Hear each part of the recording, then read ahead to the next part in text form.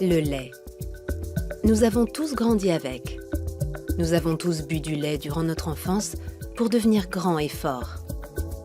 Depuis des décennies, l'industrie laitière nous vante les bienfaits de ce produit naturel et sain. Mais elle n'est pas la seule. En France et en Allemagne, des laboratoires de recherche sur la nutrition recommandent de consommer quotidiennement du lait et des produits laitiers. Sous l'œil d'un scientifique, la variété de nutriments contenus dans le lait est phénoménale. Mais le lait est-il vraiment aussi bon qu'on le prétend? Aujourd'hui, son image est écornée. Et depuis plusieurs années, les pros et anti-lait se livrent un combat acharné. Le lait, sous sa forme actuelle, n'a plus grand-chose en commun avec le lait tel qu'il était à l'origine. Pour ses détracteurs, le lait favorise les maladies dites de civilisation, comme les allergies, le diabète, la migraine et même le cancer. Le lait est un dopant biologique. Nous sommes face à un système qui stimule en permanence notre croissance. Je pense que les maladies de civilisation sont dues à une croissance trop rapide. Dans la bataille du lait, pro et anti-lait s'accusent mutuellement d'alimenter la polémique. Résultat, le lait et ses dérivés comptent aujourd'hui parmi les aliments les plus sujets à controverse. On étudie, on regarde, on n'est pas comme ça dans ce combat. Moi, je n'ai pas de combat, c'est les anti-laits qui sont en combat. Alors, qui croire? Le consommateur est désorienté. Le lait est-il bon pour la santé? Ou est-il responsable de certaines maladies? Nous avons voulu faire toute la lumière sur cette question.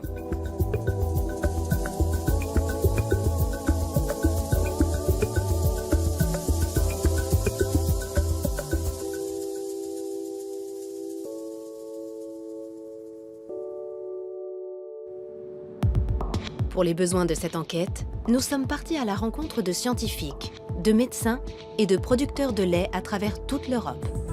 Première étape, la Bretagne. Nous avons voulu savoir comment le lait est fabriqué aujourd'hui et quel est l'impact de sa transformation sur les consommateurs. La coopérative laitière Laïta a accepté de nous recevoir.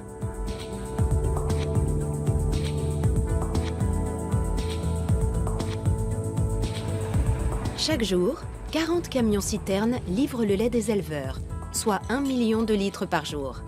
Le lait est ensuite transformé en fromage, en beurre ou en lait en poudre. Dominique Chargé, ici à droite, est le président de la coopérative.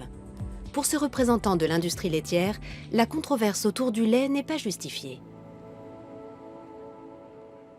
Alors, le lait est un aliment recommandé par les nutritionnistes, c'est un aliment de base, c'est le premier que nous consommons à notre naissance et il est recommandé par le Programme national de nutrition santé.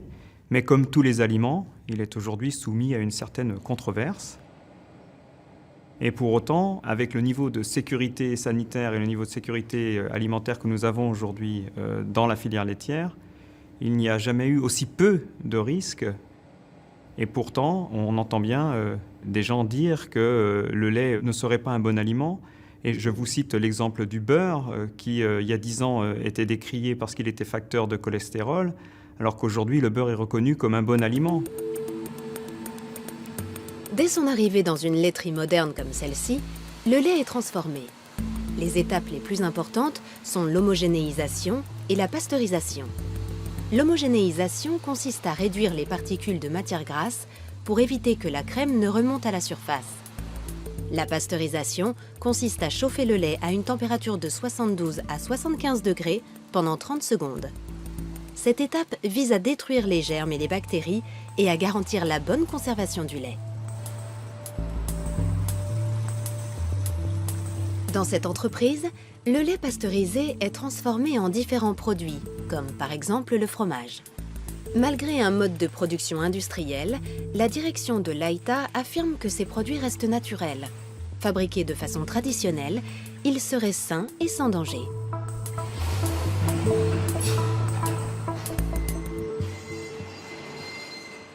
Nous fabriquons des produits à base de lait, comme le beurre, comme le fromage, comme les yaourts, de la même façon que nous les fabriquions il y a 40 ans, 50 ans. avec des techniques et des process qui sont sans doute nouveaux, mais qui sont aujourd'hui contrôlés et qui sont reconnus et qui sont soumis à une réglementation très stricte. Et je pense qu'avec le niveau de sécurité sanitaire et le niveau de sécurité alimentaire qu'il y a aujourd'hui dans la filière laitière, le lait est un excellent produit et que l'on peut consommer sans problème.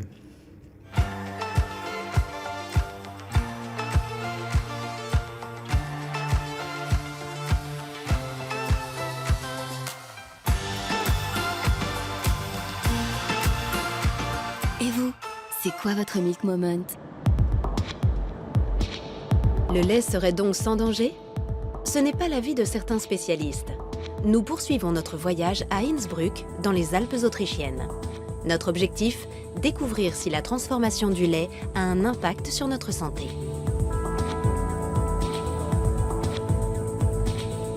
Nous avons rendez-vous au cabinet du docteur Maximilian Ledorowski. Ce médecin est spécialisé dans les intolérances alimentaires.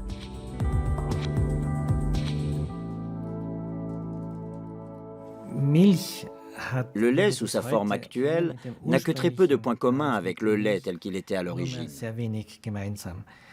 Il subit entre 20 et 30 étapes de transformation, allant de la montée en température, en passant par le stockage, le refroidissement, l'homogénéisation, puis la pasteurisation, à la séparation des globules, des matières grasses, etc. À la fin, entre le produit de départ et le produit d'arrivée, il n'y a que le nom qui soit resté le même. Parmi les patients du docteur Ledorowski, beaucoup souffrent d'intolérance alimentaire. Des pathologies qui, selon lui, sont souvent liées aux méthodes de transformation de l'industrie agroalimentaire.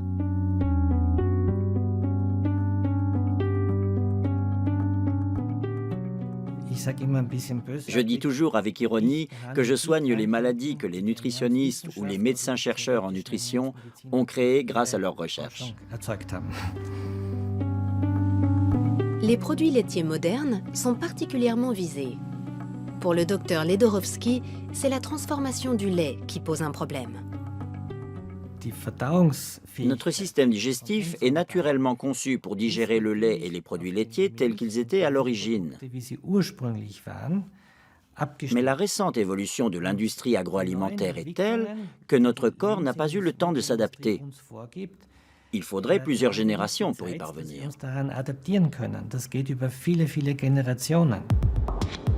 Les méthodes de transformation modernes ont-elles fait du lait un produit industriel difficile à assimiler? Voyons ce qu'en pensent les établissements de renom spécialisés dans la nutrition. En France, l'Institut Pasteur de Lille est le premier centre de recherche fondamentale au monde.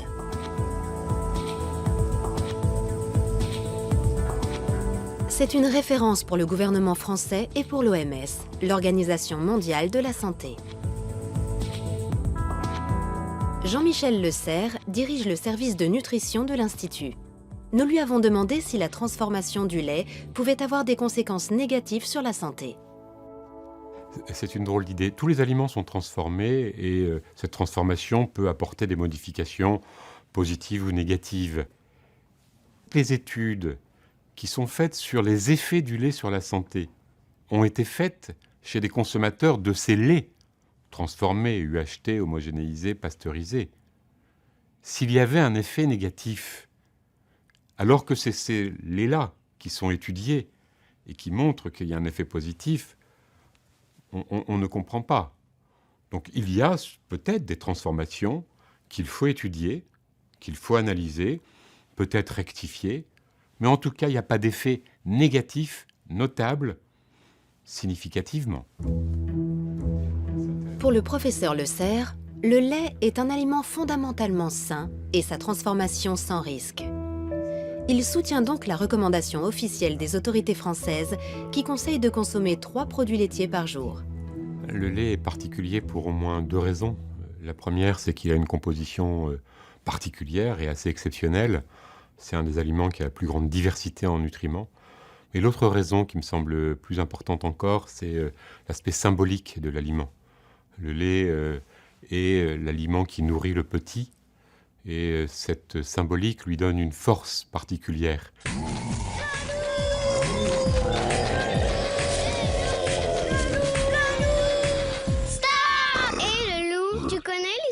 de Paf Paf Paf le loup? Alors, c'est l'histoire de 3 petits cochons qui mangeaient 3 produits laitiers par jour. Quand tout à coup, le loup!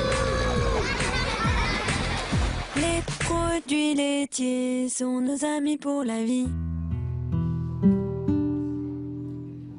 En Allemagne aussi, l'Institut national de nutrition financé par l'État encourage la consommation de produits laitiers. Idéalement, l'Institut préconise la consommation d'1 quart de litre de lait écrémé et de 2 tranches de fromage maigre par jour. L'Allemagne et la France sont les 2 plus gros producteurs de lait d'Europe. Dans ces 2 pays, l'industrie laitière est un acteur économique de poids. La France produit près de 25 millions de tonnes de lait de vache par an. L'Allemagne en produit près de 32 millions. Ces quantités colossales s'expliquent par l'efficience des élevages, mais aussi par l'utilisation de vaches à haut rendement et d'aliments concentrés.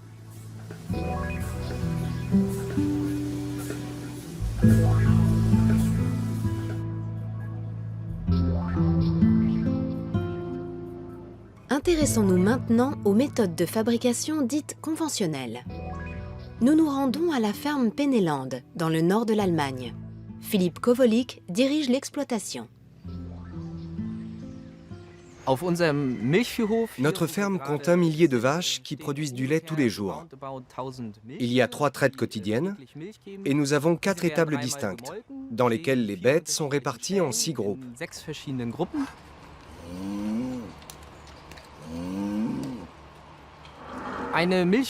Au cours de leur vie, nos vaches laitières fournissent 28 000 litres de lait, soit une moyenne de 9 500 litres par an.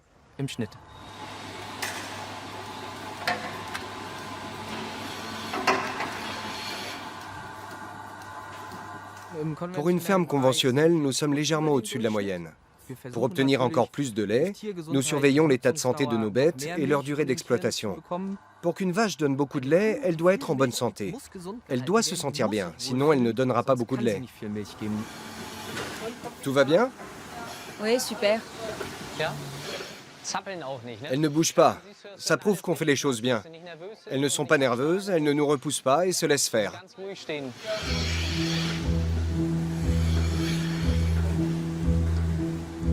La qualité du lait et de ses nutriments est liée aux conditions d'élevage des bêtes, à leur état de santé et à leur alimentation.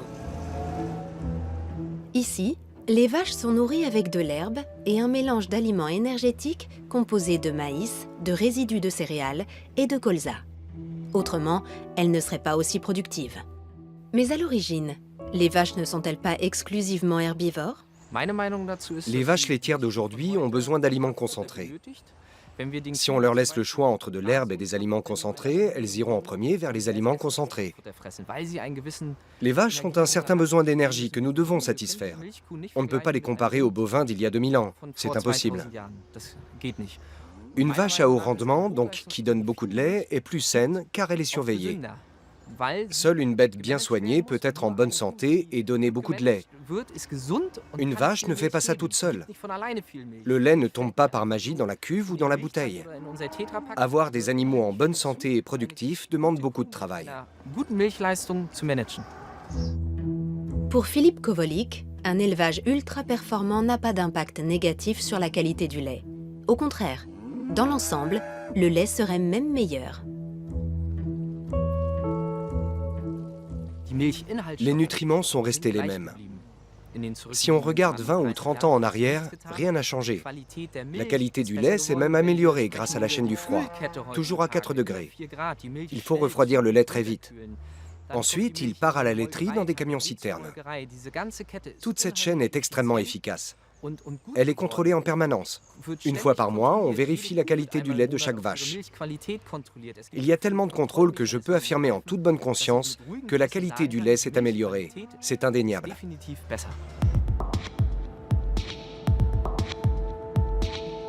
La qualité du lait s'est-elle réellement améliorée? Pour en avoir le cœur net, nous nous rendons à la clinique Paracelsus dans le nord-est de la Suisse. Ce centre de médecine globale propose, en plus de la médecine conventionnelle, des méthodes complémentaires comme l'homéopathie.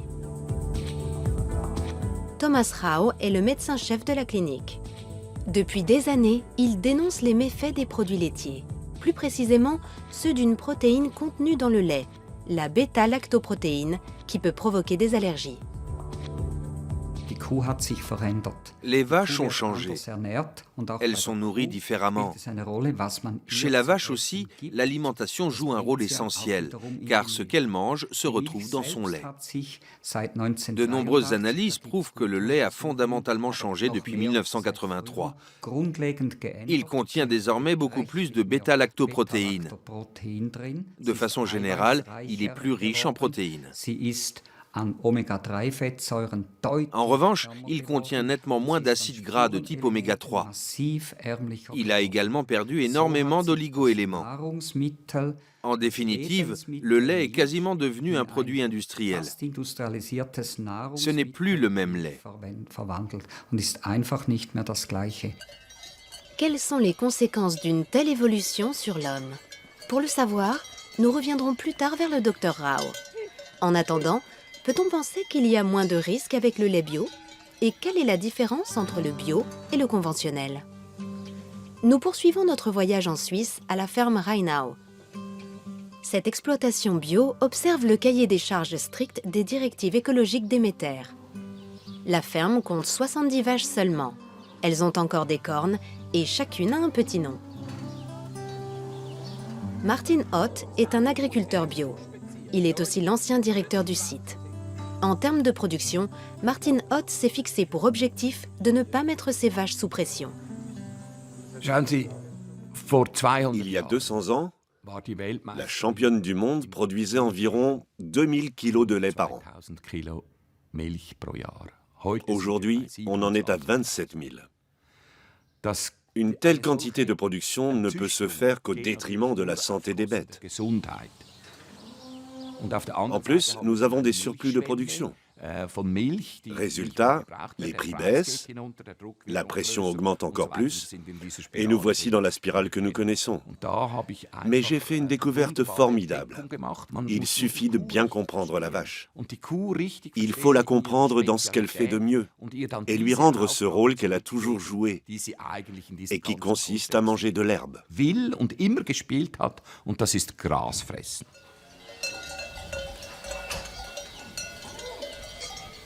Les vaches sont donc faites pour manger de l'herbe. En tant qu'entreprise certifiée Déméter, la ferme Rheinau mise sur un élevage respectueux des besoins des animaux. Elle n'utilise donc aucun additif dans la nourriture, ni aucun médicament préventif tel que les antibiotiques. Avec les vaches à haut rendement, le recours aux antibiotiques est régulier. Il permet par exemple d'éviter une inflammation des pies. En principe, ces antibiotiques ne se retrouvent pas directement dans le lait. Mais de façon détournée, ils peuvent avoir un impact sur la santé des consommateurs. L'étude des statistiques nous apprend qu'une vache européenne dite normale reçoit un traitement par antibiotique une fois par an. Ce sont des médicaments ultra efficaces qui perturbent l'équilibre bactériologique du lait. Du coup, la vache devient plus fragile. Autre conséquence, les antibiotiques sont éliminés dans l'urine et dans les excréments qui s'infiltrent dans le sol. Ils modifient la microbiologie des sols, qui modifie la croissance des plantes. Le cycle est sans fin. Avec le temps, l'homme développe une résistance aux antibiotiques, qui deviennent moins efficaces, mais dont nous avons besoin dès que nous sommes malades. Ici, le nombre de vaches dépend de la surface nutritive au sol. C'est une économie circulaire qui inclut l'agriculture et qui se suffit à elle-même, avec pour conséquence des tarifs au litre beaucoup plus élevés. La ferme se présente comme le contre-modèle d'un élevage dit conventionnel, qui pour la plupart achète des aliments contenant du maïs et de l'huile de palme sur le marché international. Si on ne change rien à ce système et qu'on veut produire les mêmes quantités de lait qu'à l'heure actuelle, on ne peut pas faire du bio, car le bio reste un système. La production mondiale de lait à partir de l'herbe sera toujours limitée, notamment par les vaches. Si on encourage ce système, il y aura moins de lait et son prix remontera.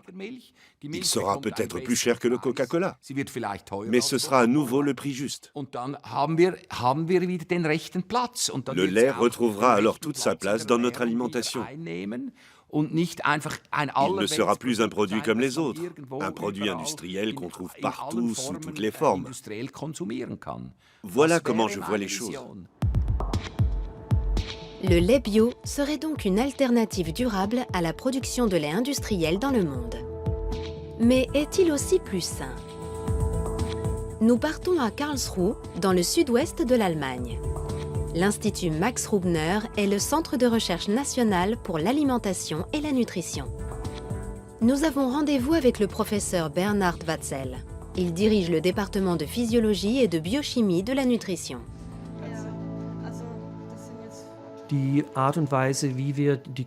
La façon de nourrir les vaches a des conséquences sur la composition du lait.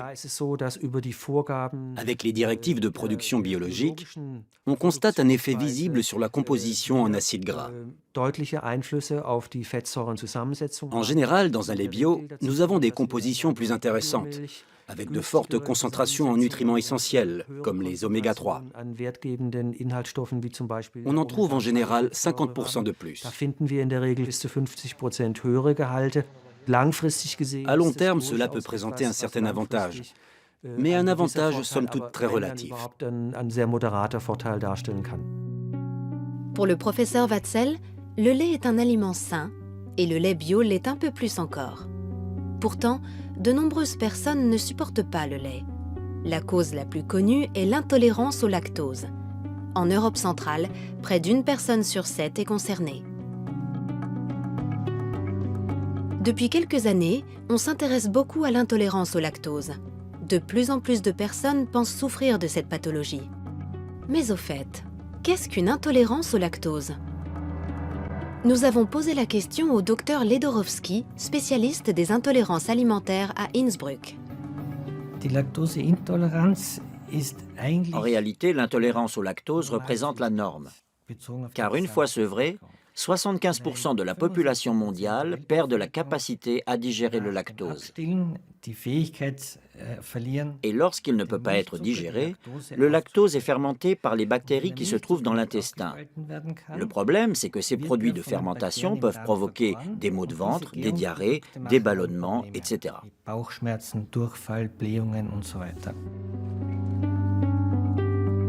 D'après le docteur Ledorowski, l'intolérance au lactose est de plus en plus fréquente.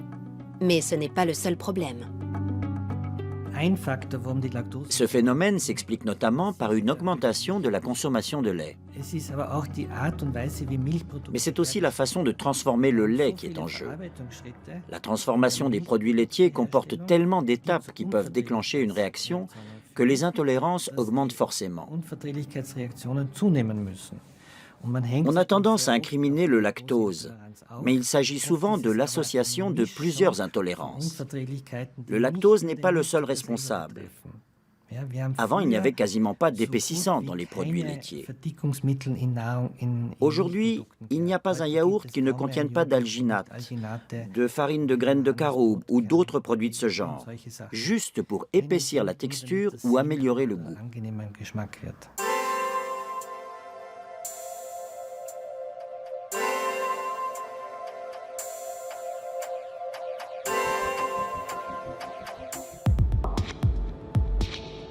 La publicité pour les produits laitiers incite à consommer plus de lait. En même temps, les intolérances sont de plus en plus nombreuses. Et le lactose n'est pas le seul en cause. Bien souvent, les symptômes sont inattendus. Cet homme en a fait l'expérience. Alain Gouriou vit avec sa famille près de Paris. Avant, il mangeait plusieurs yaourts par jour. Puis, il a commencé à souffrir de migraines. Il n'a d'abord pas fait le rapprochement avec sa consommation de produits laitiers. J'avais des maux de tête persistants, environ 2 à 3 céphalées par mois, qui pouvaient s'étaler sur 2 ou 3 jours si je ne les gérais pas avec de l'ibuprofène. Et donc, ça faisait partie de ma vie quotidienne. J'étais quelqu'un qui avait beaucoup de maux de tête. Donc je me suis dit, je vais aller voir un neurologue, et il se trouvait que ce soit le docteur Aranda. Le docteur Aranda exerce dans une clinique de Courbevoie en banlieue parisienne. Ce neurologue reçoit souvent des patients comme Alain Gouriou. 20 et quelques années que je conseille d'arrêter le lait aux gens qui ont des maux de tête, vous êtes peut-être le 3 millième à me donner le même témoignage. Donc la répétition de l'expérience est toujours un argument de véracité, si on peut dire. Alors, je suis arrivé donc dans le cabinet de Dr Aranda, je lui ai exposé mon problème qui était effectivement donc des céphalées assez régulières. Et il l'a posé à un moment, il m'a regardé, il a dit on va essayer quelque chose, vous allez essayer d'arrêter les produits laitiers et voir ce que ça donne. J'étais un peu déçu, je me suis dit tout ça pour ça, un mois d'attente, voilà, pour arrêter les produits laitiers. Donc c'est vraiment ça, enfin c'est la discussion qu'on a eue ensemble. Je pense que la dégradation, enfin la mauvaise dégradation du lactose va entraîner la production de déchets qui vont, comme tous les déchets, avoir des effets toxiques, un peu entre guillemets, hein, c'est une toxicité relative, mais une toxicité quand même, et qui vont générer des maux de tête. Simplement, j'ai des milliers de patients qui avaient des maux de tête et qui ont vu leurs maux de tête disparaître quand ils ont arrêté de consommer du lait. Bien, et les maux de tête, donc il n'y en a pratiquement plus. Il n'y en a pratiquement plus, il y en a eu quelques-uns récemment qui sont revenus. Mais vraiment, enfin pas aussi, vraiment très léger. Très très léger, voilà. Alors quasiment du jour au lendemain, quand j'ai arrêté les yaourts, le lait, la crème, je n'ai plus de maux de tête. C'est-à-dire qu'en fait, mes épisodes de céphalée que j'avais tous les semaines ou tous les 2 semaines se sont tout simplement arrêtés, quasiment du jour au lendemain. Maintenant, est-ce que c'est lié directement à la non-consommation de produits laitiers? Ça, je ne pourrais pas vous dire. Mais la coïncidence est quand même frappante que quasiment du jour au lendemain, j'arrête le lait, les crèmes et les yaourts et que je n'ai plus de maux de tête, ou que des maux de tête très légers qui durent très peu de temps, que je n'ai même pas à traiter avec de l'ibuprofène. C'est pas grave, non, ah oui, Aujourd'hui, c'est toute la famille Gouriou qui a en grande partie renoncé aux produits laitiers. Ils les ont remplacés par des substituts végétaux, comme le lait de riz. Beaucoup de gens qui consomment du lait avec des troubles intestinaux se plaignent d'être fatigués, de mal dormir, d'avoir la tête un peu embrouillée. Tout ça, ce ne sont pas des maladies, c'est pas bien étudié dans les études scientifiques, mais dans mon expérience, c'est vraiment très souvent mieux quand les gens ont arrêté de lait. Ils se sentent plus en forme, plus en forme, la tête plus performante, etc. Retour à l'Institut Max Rubner. Pour le professeur Watzel, nutritionniste, les expériences médicales comme celle du docteur Aranda avec ses patients ne justifient aucune extrapolation. Les expériences de certains médecins avec leurs patients sont individuelles et je ne les remets absolument pas en question. Le problème, c'est qu'il s'agit de cas isolés. Ça ne correspond à aucune méthodologie scientifique. On ne peut pas transposer ces cas isolés et ces expériences à l'ensemble de la population. Les personnes qui supportent mal les produits laitiers ne souffrent pas forcément d'intolérance au lait. Il peut aussi s'agir d'une réaction allergique. Pour éviter ces désagréments, le docteur Rao de la clinique Paracelsus conseille à ses patients de supprimer les produits laitiers de leur alimentation. Avez-vous eu des infections? Une seule, mais qui a vite disparu. En 2 jours, je n'avais plus mal à la gorge.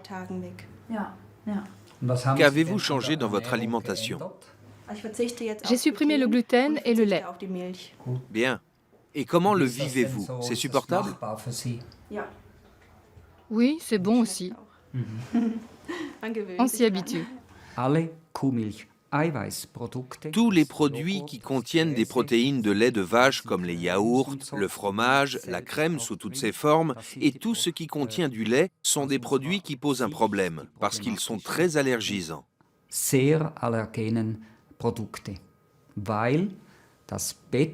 La bêta-lactoprotéine, la protéine de lait de vache, est de loin l'allergène alimentaire le plus fréquent. Beaucoup plus fréquent que le lactose et beaucoup plus fréquent que le gluten, les fruits à coque ou autres.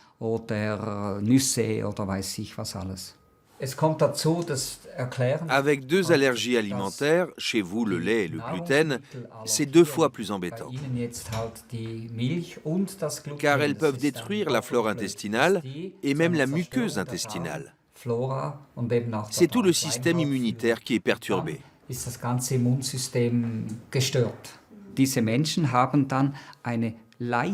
Ces personnes ont un taux d'histamine légèrement plus élevé.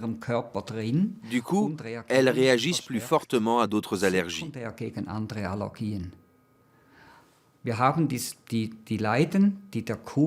Les personnes allergiques au lait de vache, et plus rarement les patients allergiques au gluten, donc atteints de la maladie cœliaque, peuvent avoir des allergies secondaires. Elles peuvent être allergiques au pollen, aux fraises ou aux poils de chat. Ce sont des allergies croisées. Selon certaines estimations, environ 1% des adultes en Europe centrale seraient allergiques au lait de vache. À la clinique Paracelsus, en revanche, les chiffres sont beaucoup plus élevés.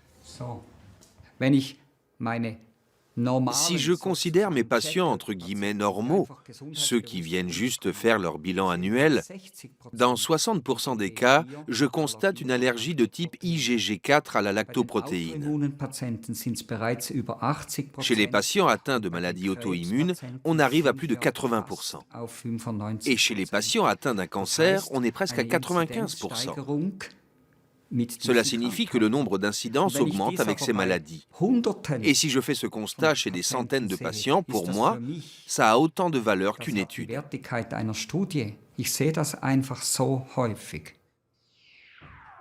D'après les conclusions du Dr Rao, le lait et ses dérivés peuvent aussi provoquer des troubles immunitaires, c'est-à-dire un affaiblissement chronique de notre système de défense. La conséquence est une plus grande fragilité face aux infections, comme l'angine chronique ou la sinusite chronique. 1 litre de lait contient le lait de plusieurs milliers de vaches. Et ces milliers de vaches sont traitées avec des antibiotiques. Et la pasteurisation modifie les protéines. Cela crée un désordre immunologique.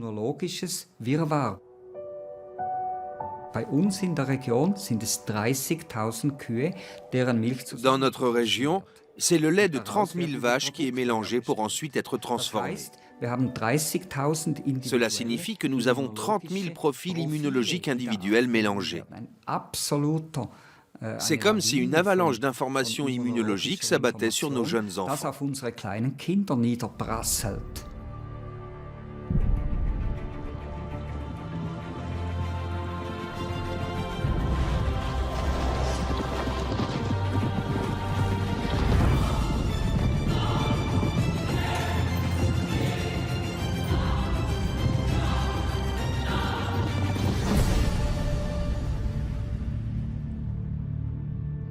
Le lait, une force de la nature. Le lait est souvent associé aux enfants. Depuis des décennies, on dit que les enfants doivent boire du lait.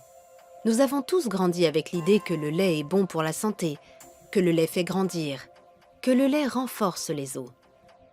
Quand j'étais petit, le lait était un élément essentiel de notre alimentation. On n'avait pas besoin d'explications ni de raisons particulières, c'était comme ça. Les centres de recherche comme l'Institut Pasteur de Lille le confirment. Le lait est particulièrement recommandé aux enfants. Il a une grande diversité. Il contient des protéines de très grande qualité, de très grande diversité, avec des spécificités au niveau de leur efficacité pour faire grandir.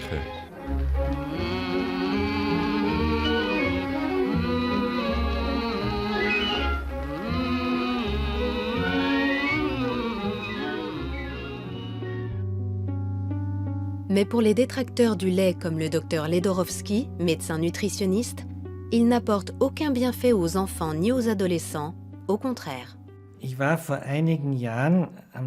Il y a quelques années, j'étais à un congrès de diabétologues à Leipzig qui présentait une étude nationale sur la consommation.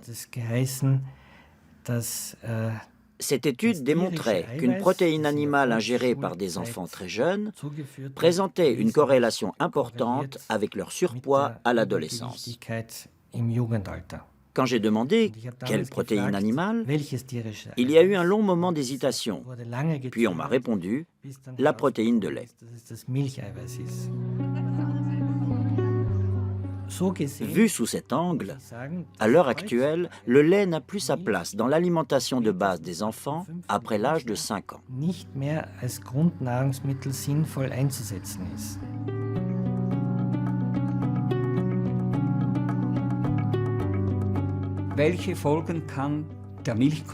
La consommation de lait peut avoir des conséquences très différentes sur les enfants. Ils peuvent développer des allergies, de l'asthme, et même à long terme, avec l'hyperstimulation du système immunitaire, des maladies auto-immunes.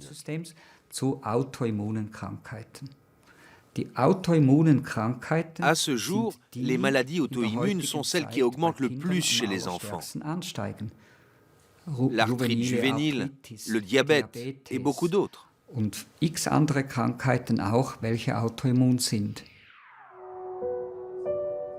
Le lait est-il vraiment à l'origine de ces maladies? Le professeur Watzel ne voit aucun lien entre les deux. Les données scientifiques montrent que pendant l'enfance et l'adolescence, la consommation de lait n'a aucun effet négatif sur le poids ni sur le diabète. Au contraire, consommé de façon régulière et modérée, le lait a une action protectrice. Néanmoins, il faut bien regarder, surtout chez les enfants, quels produits on consomme. Car de nombreux produits à base de lait contiennent beaucoup de sucre ajouté.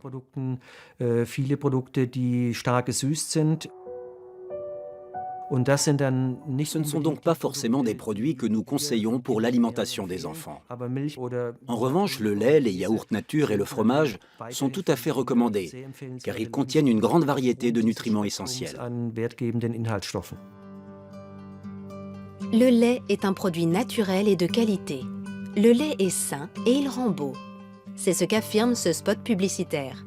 Un message qui n'est pas si éloigné de l'adage selon lequel, grâce à sa forte teneur en calcium, le lait favorise le développement des os chez l'enfant et prévient l'ostéoporose chez l'adulte.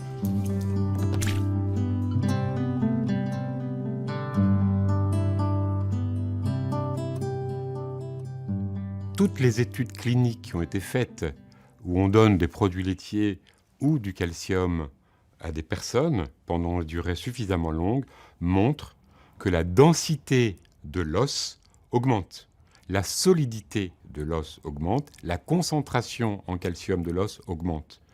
Et donc, toutes les études montrent que les produits laitiers contribuent à la lutte contre l'ostéoporose, mais ne suffisent pas, car c'est une maladie complexe où les facteurs sont multiples. Le lait et ses dérivés sont riches en calcium, c'est un fait. Admettons maintenant que nous ayons besoin de 1200 mg de calcium par jour pour avoir des os en bonne santé. Cela voudrait dire que nous devons boire 1 litre de lait par jour. Cela signifierait aussi que tous les mammifères, une fois sevrés, n'ont plus cette source de calcium et sont sujets à l'ostéoporose. Par extension, toutes les personnes sevrées et intolérantes au lactose souffriraient d'ostéoporose. Or, on constate exactement le contraire. Dans les pays où l'intolérance au lactose est endémique, les cas d'ostéoporose sont beaucoup plus rares que dans les pays où il y a peu d'intolérance. C'est le cas de l'Allemagne et de la Scandinavie, où la consommation de lait est la plus importante. En Suède notamment, la consommation de lait est très élevée. Il y a 2 ans, une étude suédoise a fait couler beaucoup d'encre en France et en Allemagne. Selon cette étude, les personnes qui boivent beaucoup de lait ont un risque de fracture osseuse plus élevé et une espérance de vie plus courte.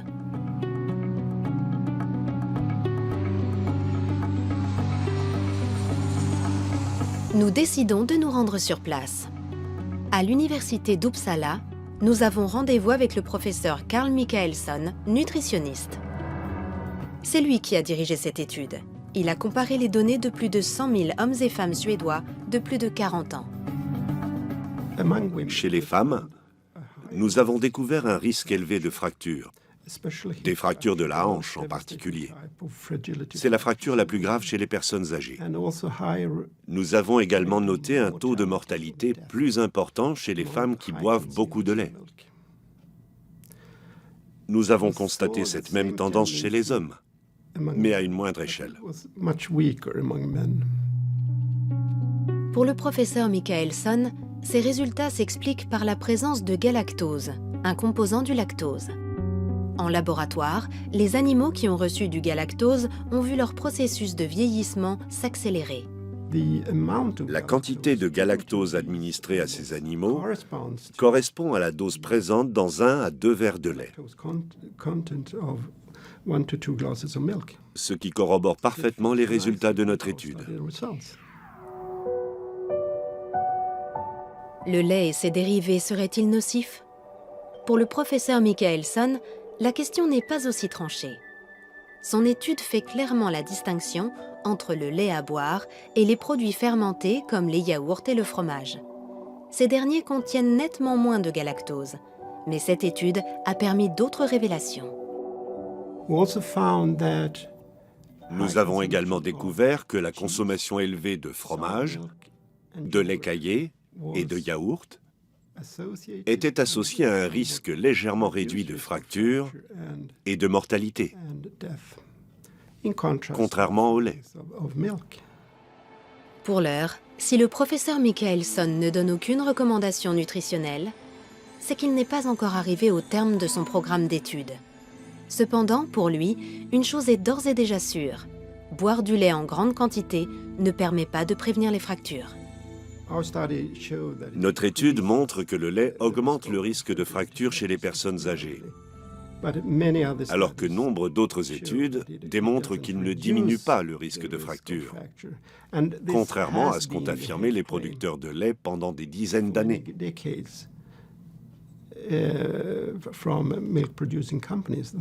Ils prétendaient que boire de grandes quantités de lait permettait de renforcer les os, mais les preuves sont très maigres.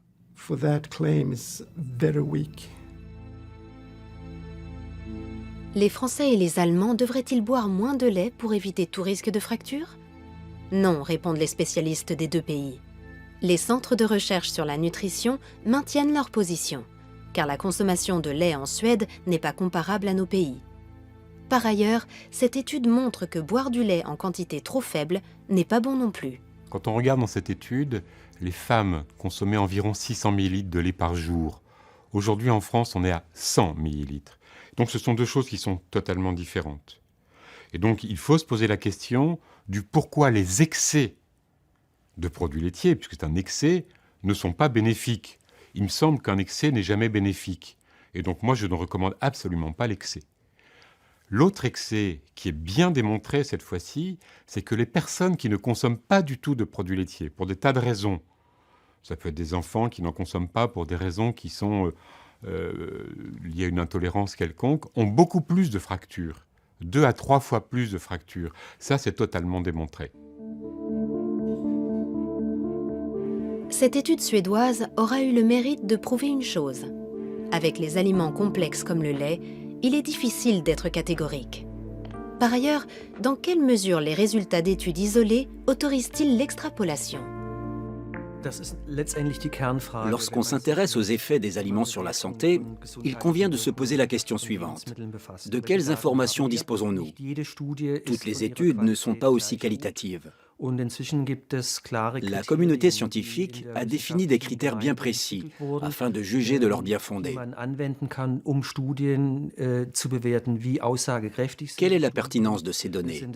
S'agit-il d'observations pures ou d'expérimentations? Il existe toutes sortes d'études. Nous, les scientifiques, sommes en mesure d'établir un classement.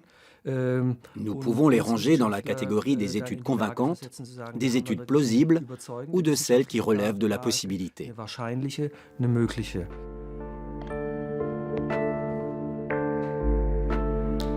Pour la science, seule l'exploitation de plusieurs études est pertinente. c'est ce qu'on appelle les méta-analyses.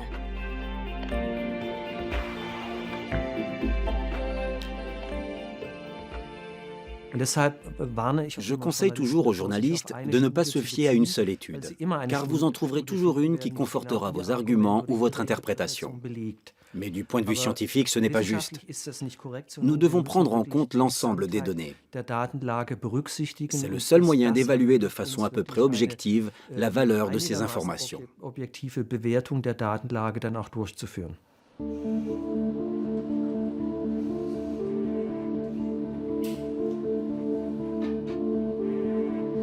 Dans l'ensemble, les médecins qui, contre l'idée générale, recommandent de supprimer le lait, ne s'appuient pas sur des études.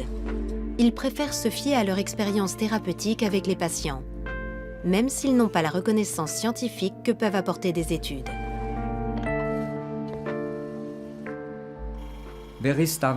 Qui est scientifique et qui ne l'est pas? Qu'est-ce qui définit le caractère scientifique d'une chose? Une étude, c'est l'analyse d'un groupe de personnes relativement important selon certains critères. C'est exactement ce que je fais. J'étudie un immense groupe de patients depuis 30 ans.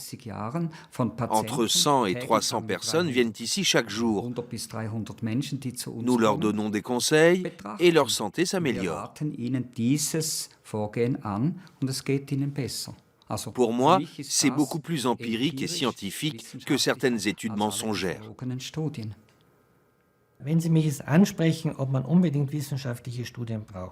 Si vous me demandez si ces études scientifiques sont vraiment indispensables, je vous citerai l'exemple de la migraine. Il n'y a aucune étude qui prouve scientifiquement ou statistiquement que les céphalées sont liées à la consommation de tel ou tel aliment. Pourtant, certaines personnes disent « Quand je mange du chocolat, j'ai mal à la tête. Quand je mange cet aliment-là, ça déclenche une migraine. » Mais je ne peux pas le prouver statistiquement.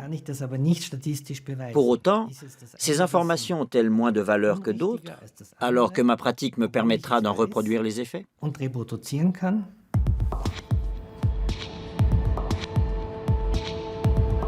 Les anti-laits pointent un autre problème, le manque d'indépendance de certaines études, ou encore les liens entre les scientifiques et l'industrie. Nous partons dans le sud de la France, dans la région de Nîmes.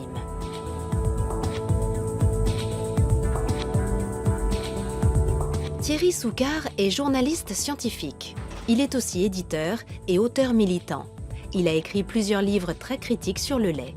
Son cheval de bataille, dénoncer les liens entre les spécialistes de la nutrition et l'industrie agroalimentaire en France. La recommandation française de consommer 3 à 4 produits laitiers par jour ne repose sur rien. Elle ne repose sur aucune base scientifique sérieuse. Elle ne repose que sur la proximité entre les pouvoirs publics français, les personnes qui décident de la nutrition en France et l'industrie laitière. Cette proximité, je l'ai exposée en donnant les noms des responsables français dans mes livres, sans jamais avoir eu de procès ni de demande de rétraction. Thierry Soucard pose un regard critique sur l'Institut Pasteur qui, selon lui, n'est pas tout à fait indépendant financièrement.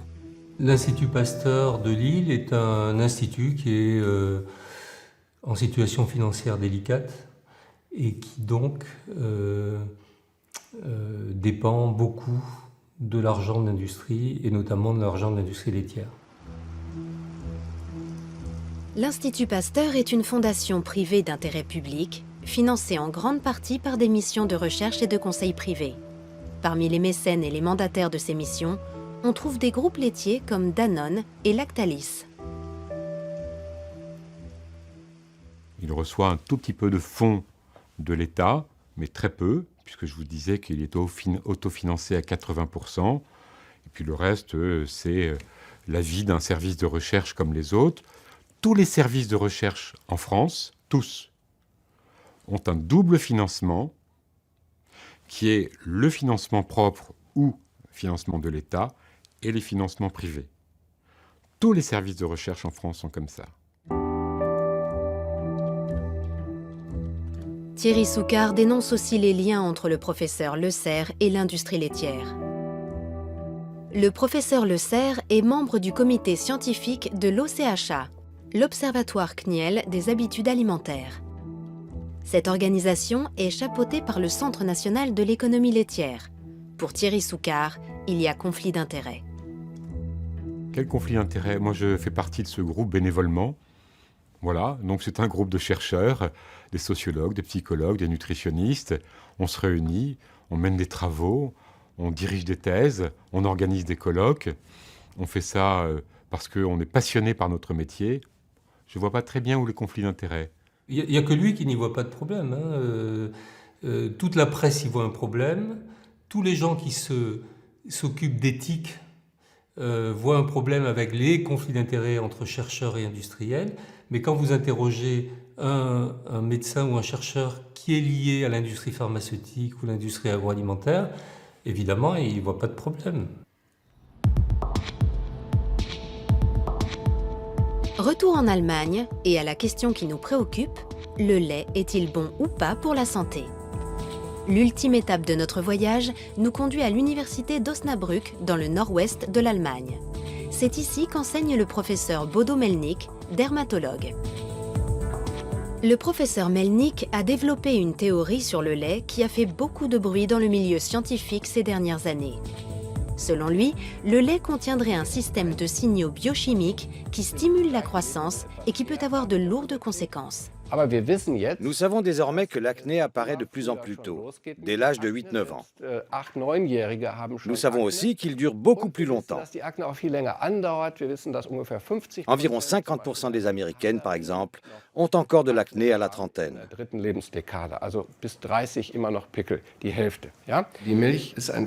lait est un sujet passionnant.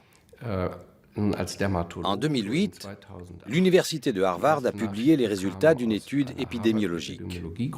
Celle-ci montrait pour la première fois que la consommation de lait favorisait l'acné. Je me suis demandé, mais comment est-ce possible? Comment le lait peut-il avoir une action sur les glandes sébacées? Il doit forcément agir de l'intérieur. En clair, il doit envoyer un signal. Nous avons donc redéfini le lait. Nous avons décrété qu'il ne s'agissait pas d'un aliment ordinaire. Il faut bien comprendre que le lait a un objectif, stimuler la croissance. Le lait joue un rôle capital. C'est un dopant biologique. D'après la thèse du professeur Mellnik, le lait envoie 2 signaux de croissance dans le corps.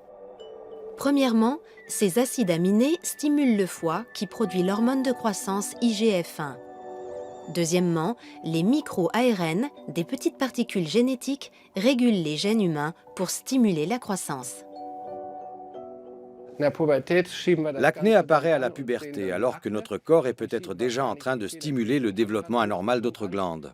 Et ça continue jusqu'au diabète.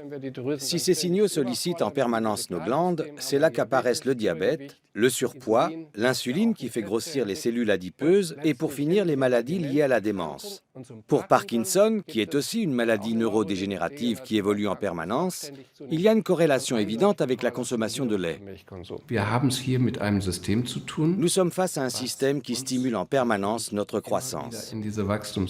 Je pense que les maladies de civilisation sont dues à une croissance trop rapide.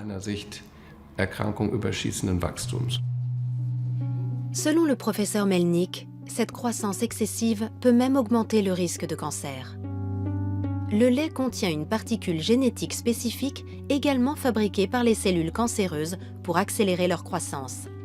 On l'appelle OncoMIR21.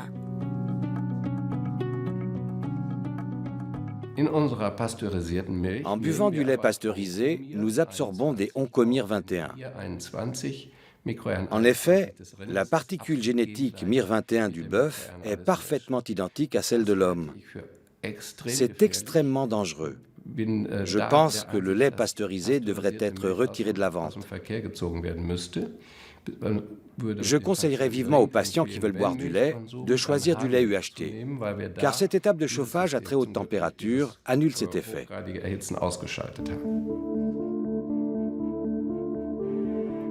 La théorie du professeur Mellnik est encore isolée.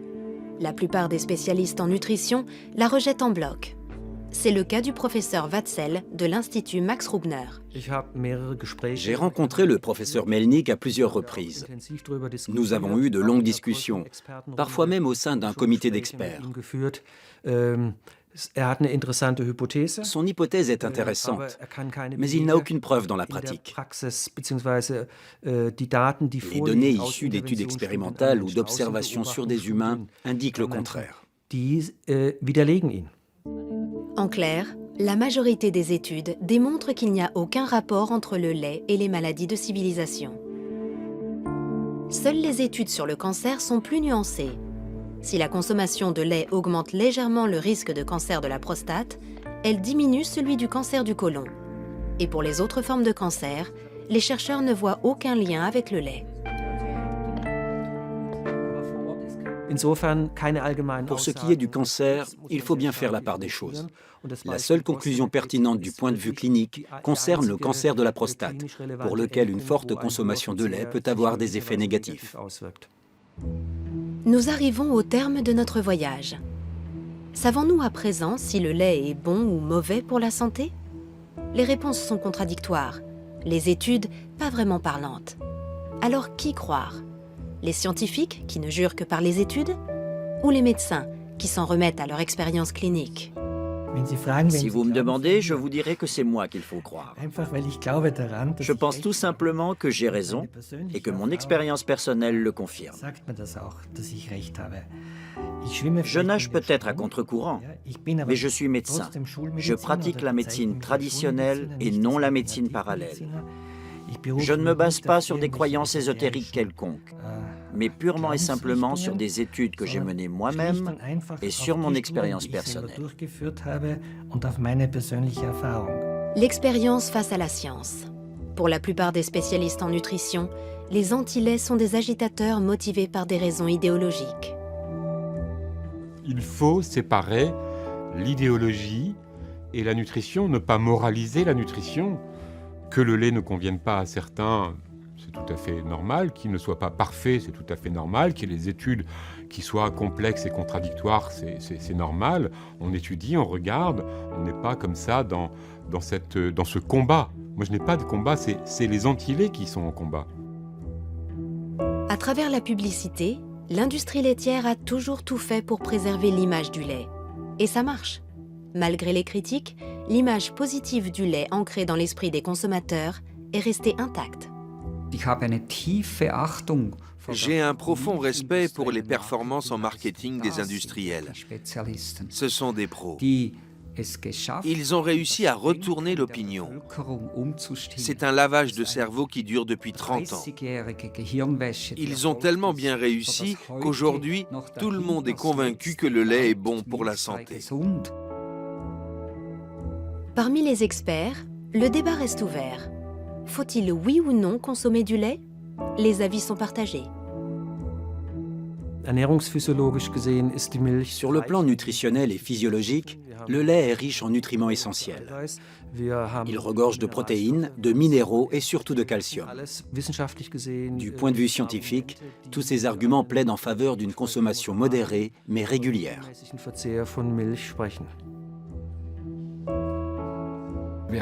Ces produits sont désormais présents dans de nombreux domaines de notre alimentation. À mon avis, nous sommes clairement dans l'excès. Au bout de plusieurs dizaines d'années, cela entraîne une stimulation excessive. L'effet n'est pas immédiat. Il est long, insidieux et peut donc passer inaperçu. Notre enquête a révélé plusieurs choses. Le lait provoque plus de désagréments qu'on ne le pense. Sa suppression peut permettre à l'un ou l'autre patient de retrouver un certain équilibre. Quant à savoir s'il peut favoriser certaines maladies, les avis divergent. Chacun se fera donc sa propre idée sur la question.